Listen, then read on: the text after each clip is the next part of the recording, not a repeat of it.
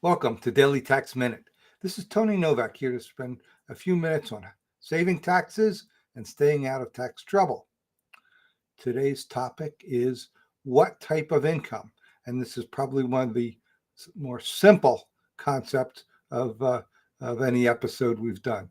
So, when we are planning to save and reduce taxes, we first need to identify what type of income is generating the taxes in the first place.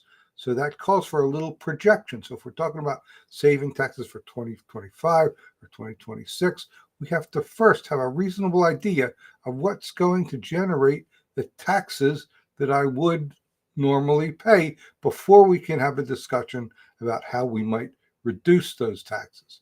For example, if it's W-2 income, wage taxes and income taxes from W-2 income, that's completely different than if the income comes from rental or sale of a business or an asset or a commercial piece of property.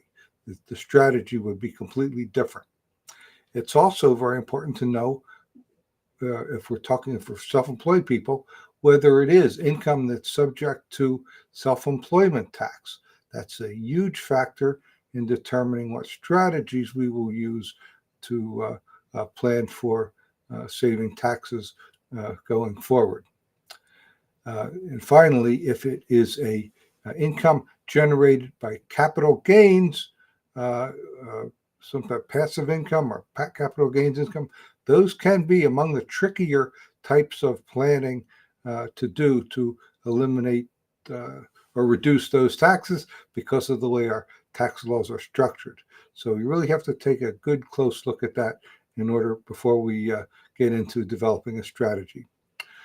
Would love to hear your thoughts, comments, what's worked for you, what hasn't, either in a social media comment or reach me one-on-one. I'm easy to schedule at taxproblems.cpa. And I'll be back tomorrow with another tax saving step.